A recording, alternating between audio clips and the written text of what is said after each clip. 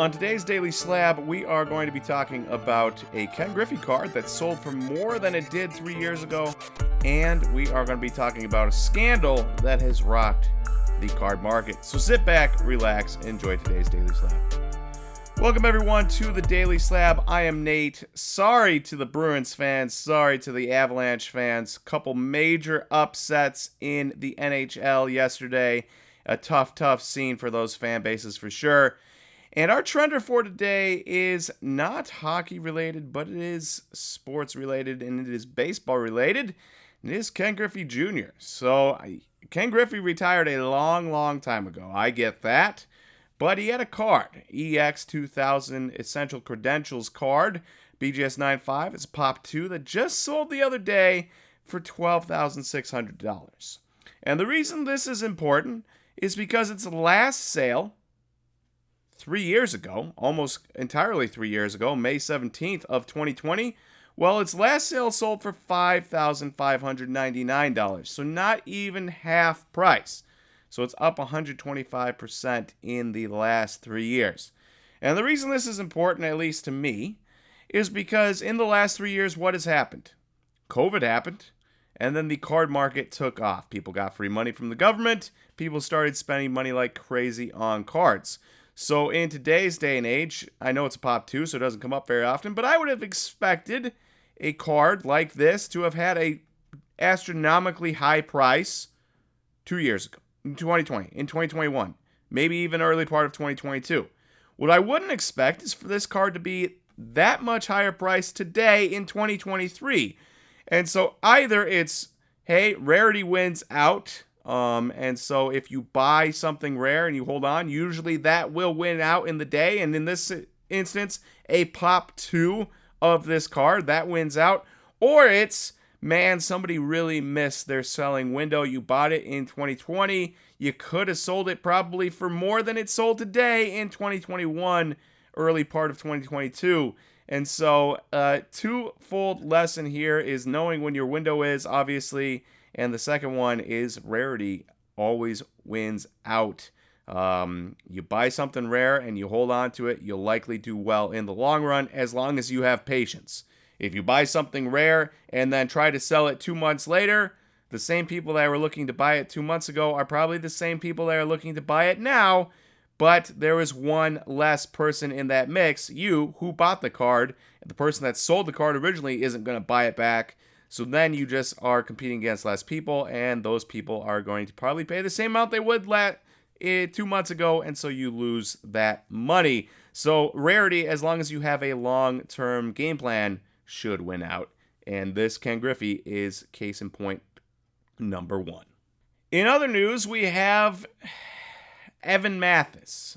So our post of the day is an Evan Mathis TikTok. And if you've been on Instagram or Twitter, you likely know what I'm talking about.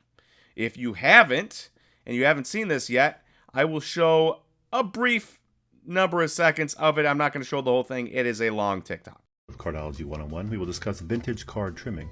Please visit my link tree, click on Cardology 101 links for all the supplies you're going to need. These will include a paper trimmer, I prefer mine slightly used, plus a halogen desk lamp, a 6-inch engineer's ruler, a 10x lighted magnifier, semi-rigid card holders, and always store your cards in penny sleeves before putting them in those semi-rigids. Then we're going to cut off 3 sides of the semi-rigid and insert some wax paper to make this little booklet. We'll also need an X-Acto with the blade removed, a magic eraser, a 100 grit emery board. Lastly, we'll need our... So you can see that. Not great looking. He shows you how many tools to get for card trimming. If you go through the end, he actually trims the card himself. People have accused Evan Mathis of card trimming. If you're wondering who Evan Mathis is, he is the former Eagles offensive lineman, very good offensive lineman, card trimmer, and this is a very unfortunate situation. For we all know that cards that are trimmed sell really poorly. Really poorly. Essentially, the equivalent of a PSA 1 is a PSA trimmed card, right? So you could take a card that would get better than a PSA 1, trim it, and then sell it for much less. So obviously it's not good from that standpoint. It's also not good from if it gets through PSA, if it gets through BGS and it goes to somebody else to buy it, and they buy a trimmed card and then they find out it's trimmed later, they're out thousands and thousands and thousands of dollars. Now, if you're a good company, I do think PSA, and somebody can correct me if I'm wrong in the comments, I do believe PSA has a cashback guarantee if those are caught, whereas I don't think BGS does. So if you send it into BGS and it's caught trimmed, they don't take any responsibility. But it is a problem. People buying fake cards, buying trimmed cards, whatever, and then being out thousands of dollars. So having somebody this prolific in the card market, like Evan Mathis, a former Pro Bowl guard, pulling this off is a really bad scene. And so the only conclusion I can come to from this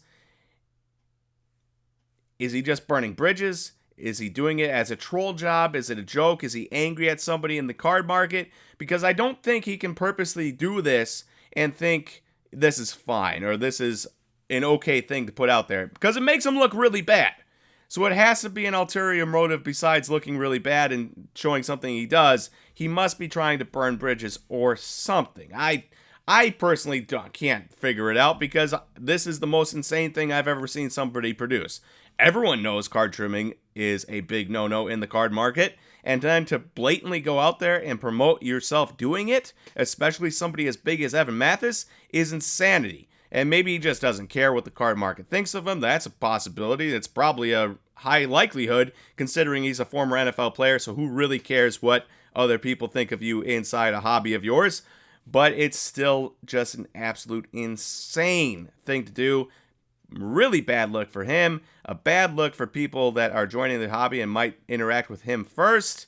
And definitely something we don't want to promote, because we don't want people left holding the bag with our altered cards, which destroys the value.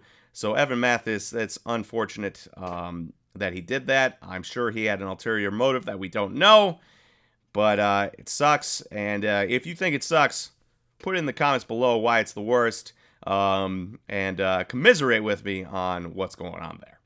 All right, and lastly, it is May 2nd, brand new month, which means the May 15th SGC submission is coming up. So if you want to get your cards ready to go, you don't have to get them in the mail this instant, but if you want to get your cards ready to go and make sure you get them to SlabStox Grading to get out by the 15th to get the fastest turnaround times in the hobby, you should do that today. Never hurts to be early. If you want to find out more about the SGC times SlabStox group submissions, you can visit slabstox.com/grading to find out more.